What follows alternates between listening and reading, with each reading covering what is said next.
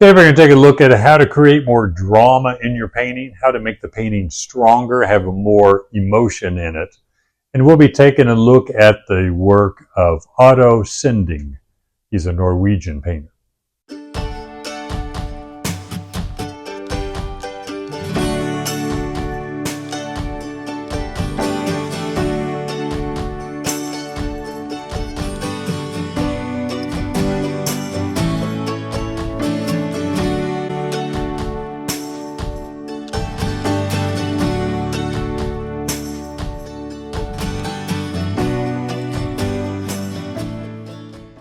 Otto Sinding was born in 1842 and died in 1909, and he was a Norwegian painter, also an illustrator, and focused on Norwegian folklore and history, which we're not going to talk about, not interested in that.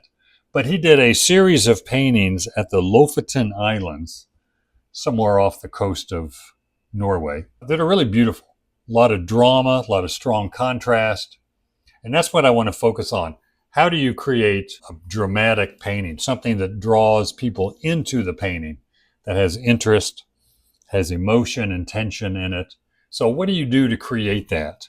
And I'm going to focus on four things. One is to have a good idea or strong idea of what you're trying to show. Where's the drama coming from? Is it setting sun, early morning sun, cloud shadows? Know what it is that's creating the tension or the drama. Number two is to simplify. Don't try and paint everything. You want to keep the large shapes that make up the composition, and you want 4 to 9 or 8 large shapes. Keep those big and simple as much as possible. When you break them up with too much detail, they're going to fall apart, and you're going to lose your contrast and drama. So simplify.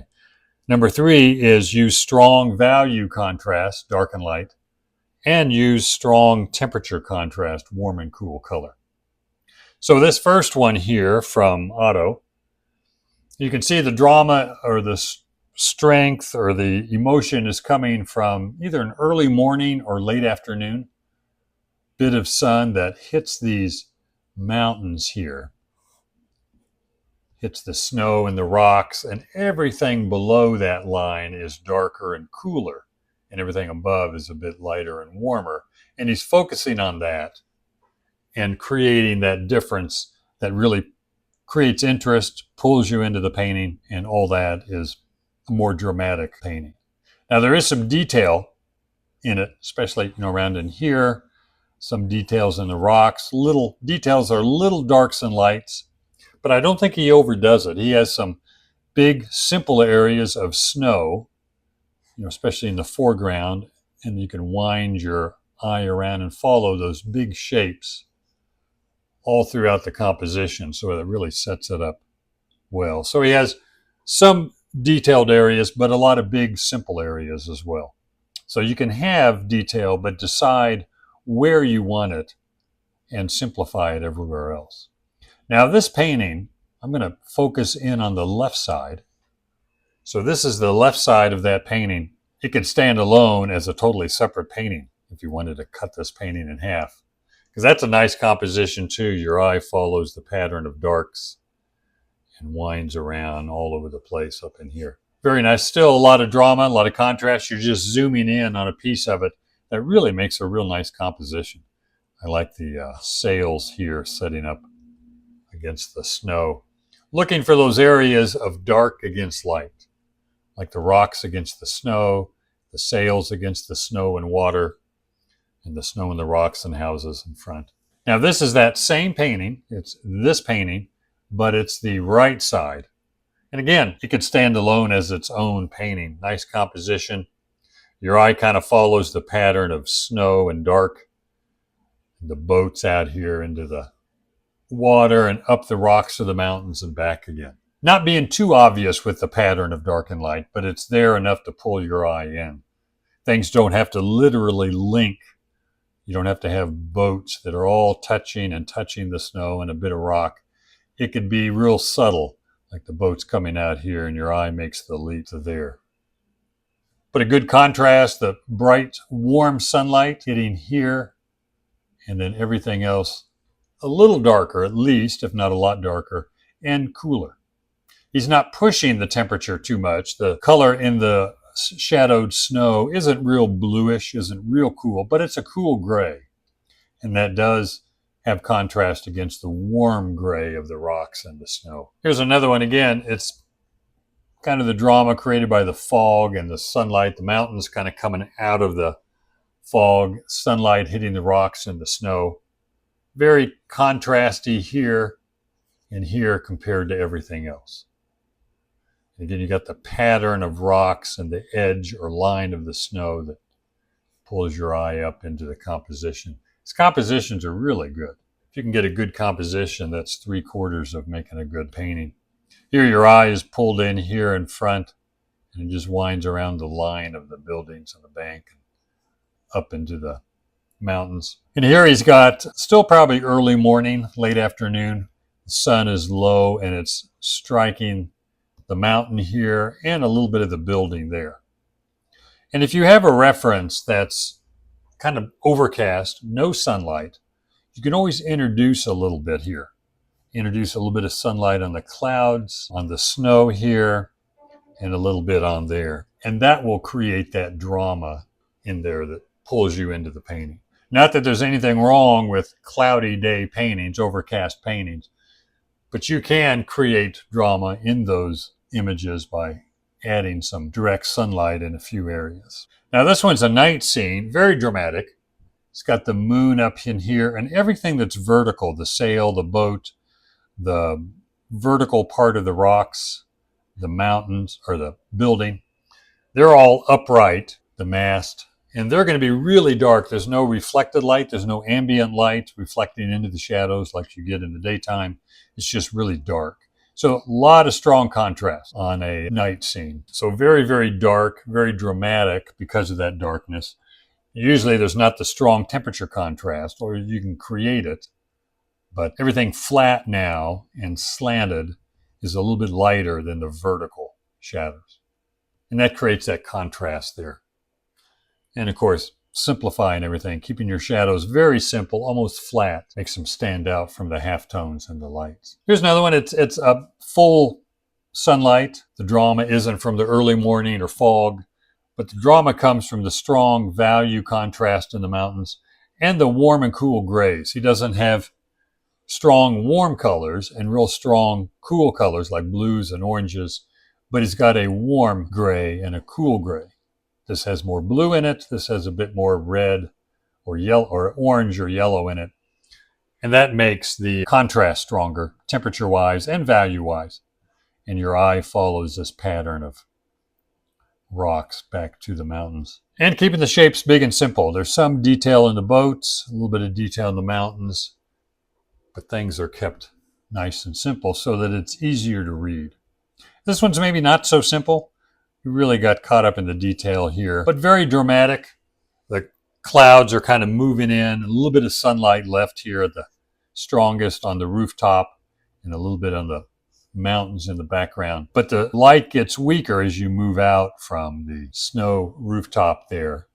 So this is the strongest area and the lights get a little bit weaker, but very detailed on the figures of the boats. This more simplified paintings work better. That doesn't mean they have to be so simplistic that there's nothing in them, but know when to stop with the detail and also know what to leave out. So here you got the strong contrast of warm and cool, the cool, darker sky and the lighter, warmer snow on the mountains really creates a lot of strong value contrast and color temperature contrast. And nice shadow shapes in there. But that dark and light, warm and cool creates more vibration when you put warm and cool colors together, and that creates interest and kind of drama in the painting.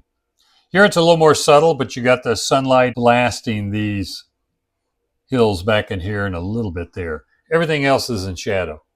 And your eye picks up this pattern of dark boat, kind of winds around in here, or winds around this way.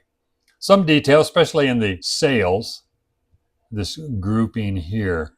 But I think they're simplified pretty well if we zoom in a bit more. It is kind of busy. There's a lot of detail there, but not so much that it falls apart, that you lose that feeling of these boats creating a shape against the water in the mountains.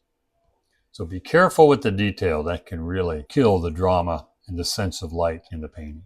Now this one is also a view. He did several places, the same place, different time of day, different colors. You see he still has the sunlight hitting the tops of the mountains there, warm, light, everything else a bit cooler and a bit darker at least to create that drama. And the simplification. The houses here are just simple shapes in the snow, not overly detailed. And you can follow that pattern of dark, and it leads you up and around all over in the painting. So good use of pattern there to move the eye throughout the composition. Here it's a bit closer, doesn't have this more mid-morning light. It looks like not the sunlight just coming up or light peering through the clouds. So it's not that type of drama, but it is very strong, high contrast. The darks and the boats and the stronger color against the really light, bright, warm snow, and then the really bluish, cool shadows on the snow creates the drama there. This one also very subtle, but the shadow is in the foreground here, sunlight in the background, a bit warmer on the snow. The pattern of shadow that runs throughout here, even up into the mountains, the darker rocks and shadow against the lighter snow, kind of pulls your eye in and around. But a lot of strong contrast, this real light snow, even though it's in shadow, it's the real dark rocks and boats. Kind of monochromatic in foreground. He's not worried about color as much as he is value. And the detail, again, is in the boats here, which are detailed. Rocks are kind of detailed too. So he's like most of us, probably also struggles with simplifying. Now I have a few of my paintings here where I'm trying to capture some drama or strength. And most of the time I'm painting and or photographing early in the morning or late in the afternoon. And this is a scene in Wyoming near the Tetons. And here the sun is very low. Everything is in shadow except for, the background has mostly sunlight, but all this is in shadow except for parts of the roof, parts of the hay bale, the trees. I'm picking spots of where to add the strongest lights, the bits of shrubbery or grass that's tall enough to catch a little bit of light. So I'm really aware of bits of light touching things that stand up tall enough. And that creates the strong contrast and the strong temperature contrast of the warm grass against the cooler grass, yellow-green against blue-green, shadow patterns in the background. I also pushed the aspens weren't there, just the dark pine trees. So pushing the aspens, so I have a stronger contrast of dark and light with the lighter aspens and the warm and cool, the yellow against the blue-green. Sets up a lot more drama. This one also, throwing the foreground in shadow and the background mountains have a definite shadow pattern. So being really aware of where the lights are hitting and really separating them from the shadow on the mountains. You can get caught up in the detail of the rocks and the snow and all that, but make sure what really stands out in the background is that simple pattern of dark and light, because it's the shadows on the mountains that allow the trees to stand out. So I'm using that dark background to offset the light trees to make them really come forward, and then throwing the foreground in shadow also. This is also the Shoshone River, early morning. So the light is just over the mountains enough, which is about 10 o'clock. It's not real early, maybe 9 o'clock would be a bit closer to the time. But you get out there too early and the mountains are high enough that there's no sunlight at all till almost mid-morning. So I have a lot of cool violet shadows, and I want to offset the warm yellow trees against them. And that creates a vibration, that yellow against violet, they're complementary colors, and they vibrate when you put them next to each other. So I'm pushing that a bit more, and then pushing the dark shape here against the light shape of the grass and the parts of the trees. And the pattern of dark and light value change in the background. So between the temperature and the value contrasts, that really helps the strength. Again, we get caught up in the detail, and I detailed in here, but I tried to keep everything else a lot simpler so that it just reads better. Too much detail will make a painting hard to look at. This is a smaller sketch, color sketch, where this dark, cool shape allows these trees in the middle ground to pop out. And then the dark shape in the foreground also allows that middle. So I'm using that sandwich of dark, light, dark to create some interest there and drama. And pushing it a bit more. I'm really getting rid of a lot of details that I could see in these trees. The simpler I can keep that, the more I can do a little bit of detail on the trees in the foreground. But even they don't need much. They read better when they just have the simple 2 to 3 values, and that allows the shape to stand out better, which allows the value and color to work or stand out better also. But keeping the foreground really cool also allows the warmer sunlit areas to pop a little more. So really see where you can push. I really push the violets here a lot stronger next to the warmer oranges and yellow greens. So you got the yellow green here, a little bit stronger violet. So I have that violet and yellow complementary color or temperature contrast to make things vibrate and become a bit more exciting. Now this is in the Bighorn Mountains near Sheridan. And here I'm using, it's a sunny day and it's somewhat early morning, so the shadows here are, you can see from this tree, they're fairly long. And I threw this foreground in shadow a bit more, just to make the sunlit trees and grass stick out. I think the shadow is more here. It was disappearing on me, so just made it bigger. And it's nothing, I'm not really making up anything other than just changing the value of the foreground. I did push the wildflowers out in front in more of a pattern to kind of pull the eye to the yellow tree, yellow cottonwood. But this background cloud shadow on the mountains really helps set up the yellow and orange cottonwoods in front. So looking for that kind of sandwich of dark and light and dark and warm and cool to create a bit more drama and excitement in a painting. After I finished doing the color sketch here, it was close to midday and the light was really flat. But I was able to, in the very beginning, in my drawing stage, the first few minutes, I was able to get this shape in there. And then I made this shape a bit bigger. And once I get those two dark shapes in there, things can change, but I don't have to chase it because I've established the big dark pattern, the big dark and light pattern, getting a simple shape for the tree. And you can do that in the first 10, 15 minutes. Then as the light changes, you don't have to chase it. You have your big contrasting values and shapes down and go from there. Here's a small pastel study on the Shoshone River. Again, I'm using this pattern here of dark.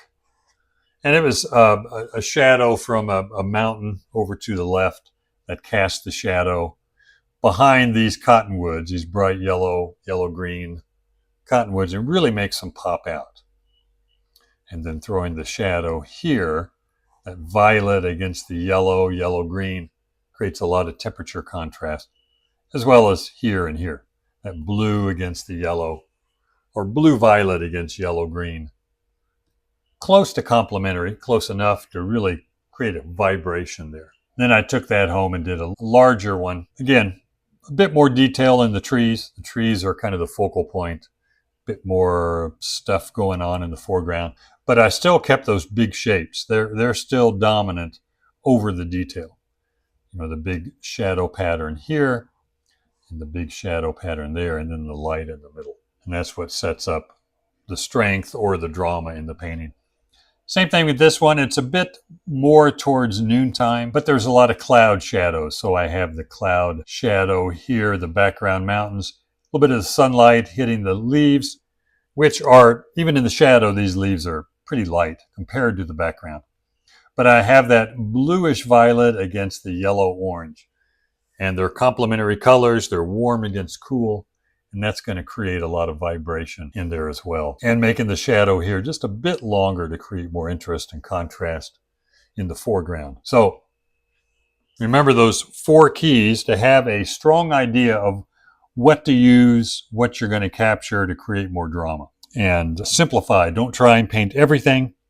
And U's, what you're capturing is the strong value contrast, those shapes that have strong value contrast, and then the color of those shapes push the temperature contrast as well.